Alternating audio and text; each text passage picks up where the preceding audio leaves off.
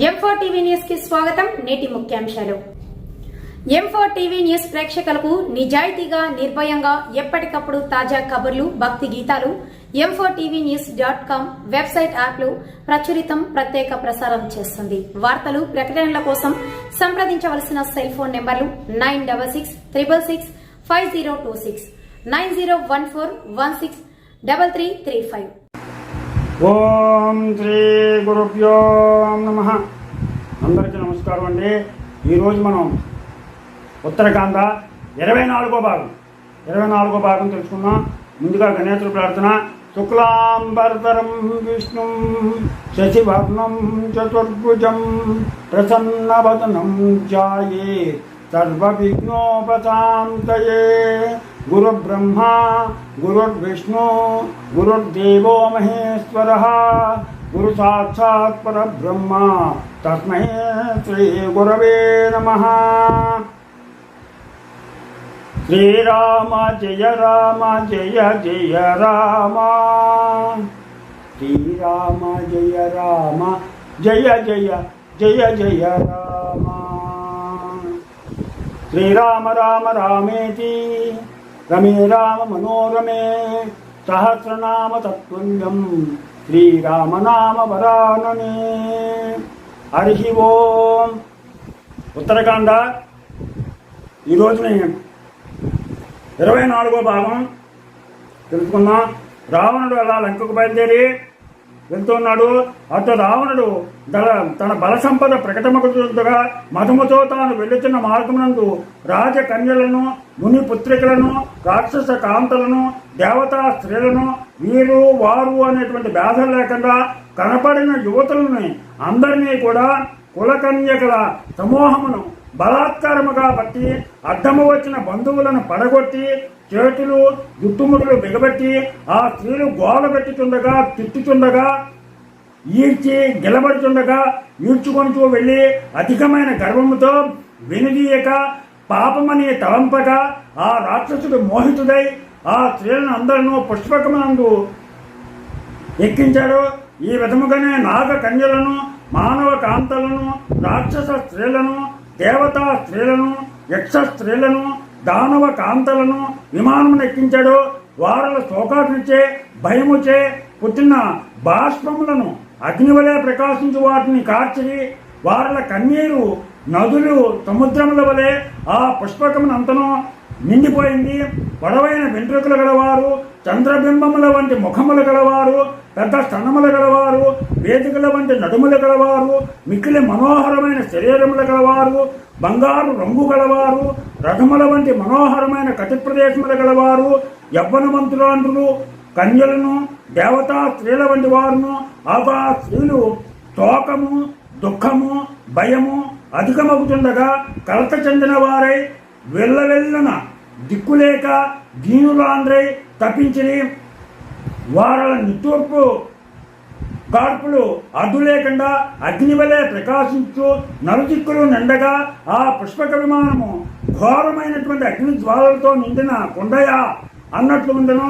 దశముఖున వశమైన ఆ స్త్రీలు అందరూ అడవిలో సింహమునకు వశపడిన ఆడేనుగు వలె తెలివి తప్పిన వారై దీనములైన ముఖములు కన్నులు కలవారై ఇట్లు విలపించసాగరి.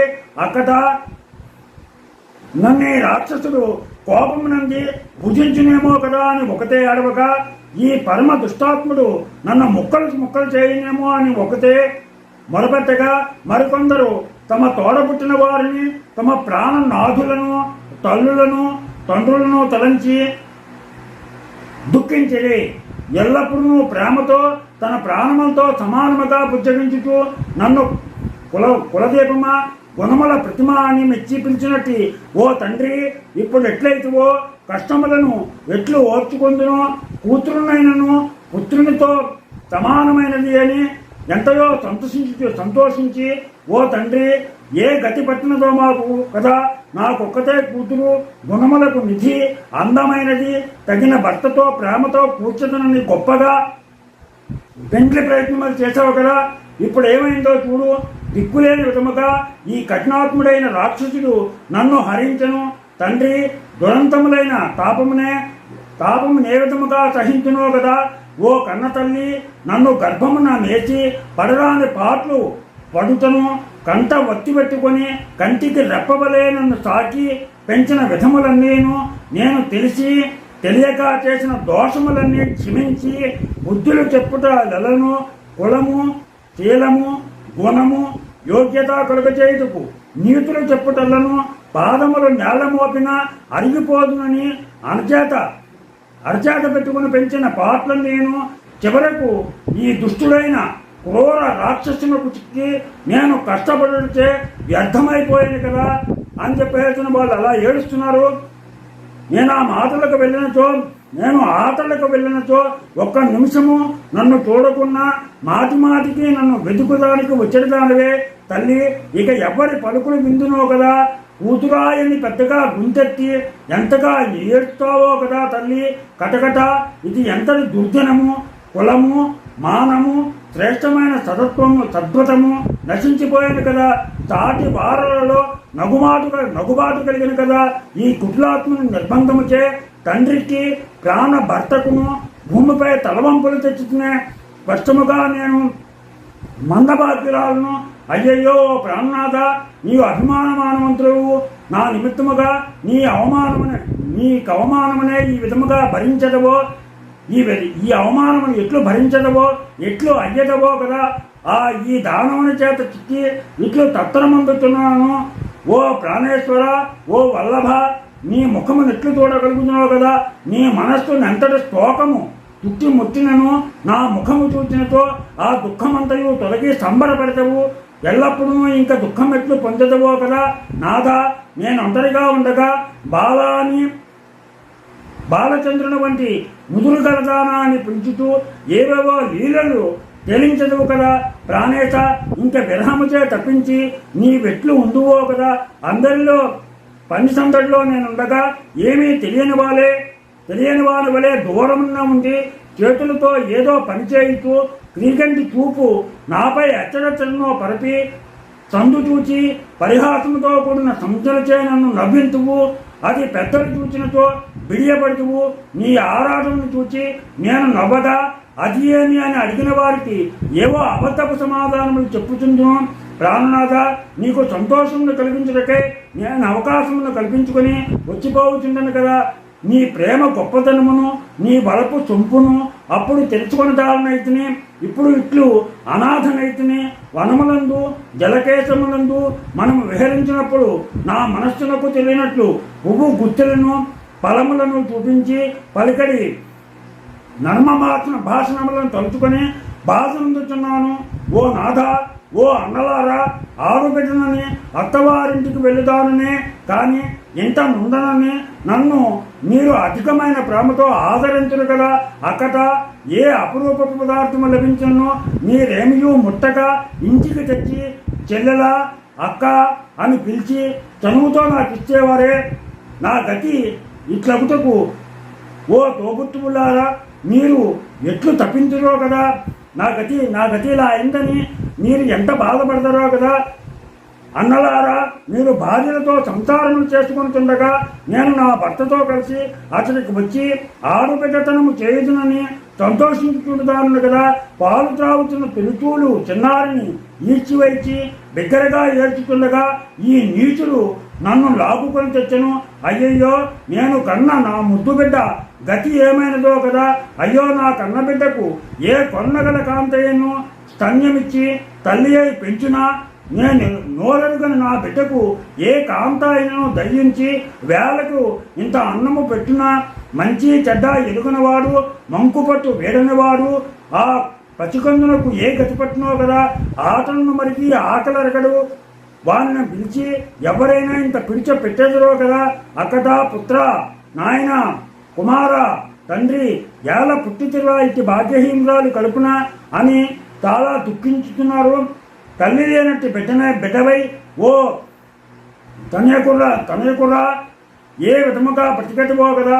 నెల తప్పినది మొదలు మిక్కిలి సంతోషించి ముద్దు కుమారుని కనితమని ఆ సుందరమైన బిడ్డని ఎంతయో లాలించుతూ ముద్దులాడుతూ కలకలమని నవ్వించుతూ పనియున్నదని కారణం చెప్పి ప్రేమతో తండ్రి చేతికిచ్చి ఆ నవ్వుతో భర్తను సంతోషపెట్టదనని తలంచితివే.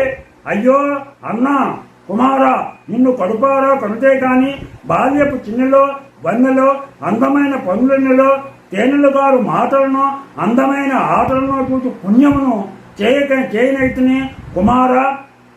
పూర్వజన్మమున ఏ శ్రీరత్నమును పుత్ర విహీనను చేస్తున్నో కదా కటకట పూర్వము నేనెంతటి పాపమును చేస్తున్నో అందుకే నాకు ఈ విధముగా సహింపరాని విధముగా కష్ట సముద్రమున మొలగవలసి వచ్చినది.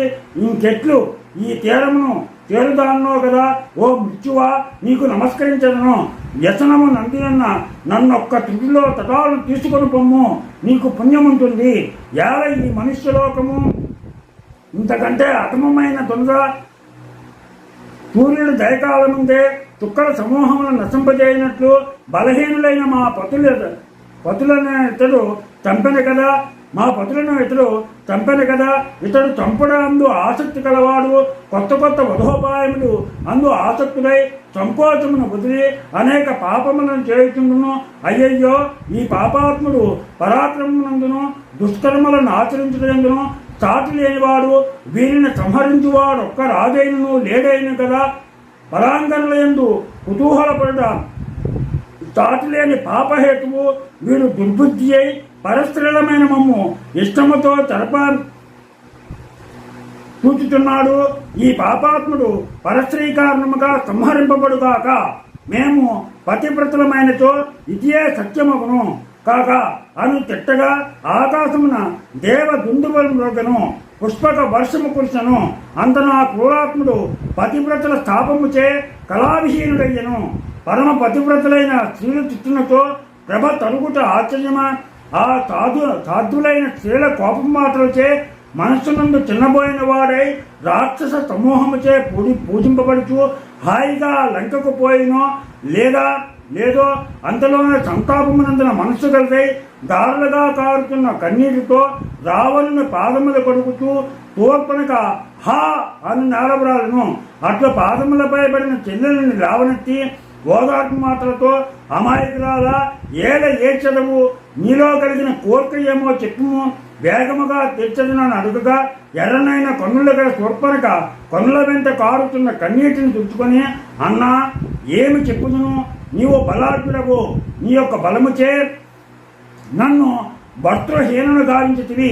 నీవు వీరులైన కాలకేయులను సంహరించుతూ నా ప్రాణప్రియుడైన భర్తను చేతులారా చంపితివే. అయ్యయ్యో, ఇది నీకు న్యాయమేనా? ఈ విధముగా స్వబంధువు చేతనే నా ప్రాణముల కన్నను ప్రియమైన నా భర్తకు మరణము సంభవించినది. రావణ, నీచే నా సౌఖ్యమంతయు చెడిపోయింది కదా. నా పాలికి నీవు అన్నవా లేదా? నీవి విధముగా నన్ను విధవన చేసితివే అని చెప్పేసని ఇంక నిన్నెన్ని అన్న ఏమి ఫలమున్నది? నీ వంటి అన్నలు జగత్తునందు ఉంటారా? ప్రీతిలతో అందములైన భూషణములలో వస్త్రములో ధనములో చెల్లెండ్రికై ఇచ్చుచు ప్రీతితో సంచరించురు. లేకుండా సంతోషముతో మృదువైన మాటలాడి మన్నించురు.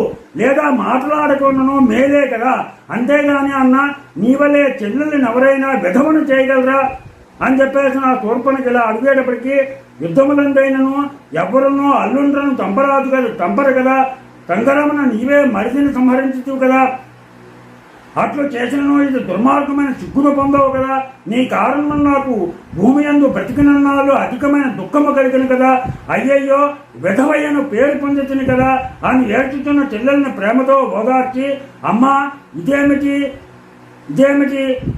నీవిట్లు పరితపించడము, ఎవరి వలనను నీవు భయపడకము.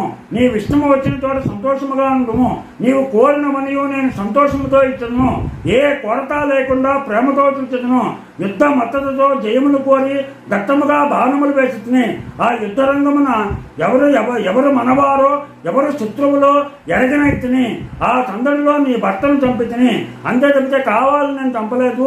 ఎవరో తెలియక ఆ యుద్ధంలో జరిగిపోయింది. జరిగిన దానికి ఏడ్చిన ఫలము కలదా. ఇప్పుడు జరగవలసిన కార్యము చెప్పదని వినవమ్మా. నీ తల్లి తోడబెట్టిన దాని కొడుకు కరులను సోదరుడు చిరికలవాడు దండకాటం యందు 14,000 రాక్షసంతో నుండి బలవంతుడై నీ ఆజ్ఞలో నడుచుచు దానము ప్రయాణము సమ్మానము మొదలైన కార్యములను అతను నీకు సమకూర్చును. విచారింపవలదు. వీరిని వేగముగా దండకాటలకి పంపెదను. దోషులతనికి సేనాపతిగా ఉంటును. అట్లు కరుడు మన రాక్షసులకు రాజే నా ఆజ్ఞచే ఏలుచుండును. నీవు అతని యొద్ద ఉండుము అని పలికి 14,000 ఘన స్ఫూర్లతో కరుని దండకాటలకు పంపెను. అతడు అందుండా తూర్పనకు సుఖముగా అతని వద్ద నివసించను. దీంతో ఇవాళ 24వ అధ్యాయం పూర్తయింది.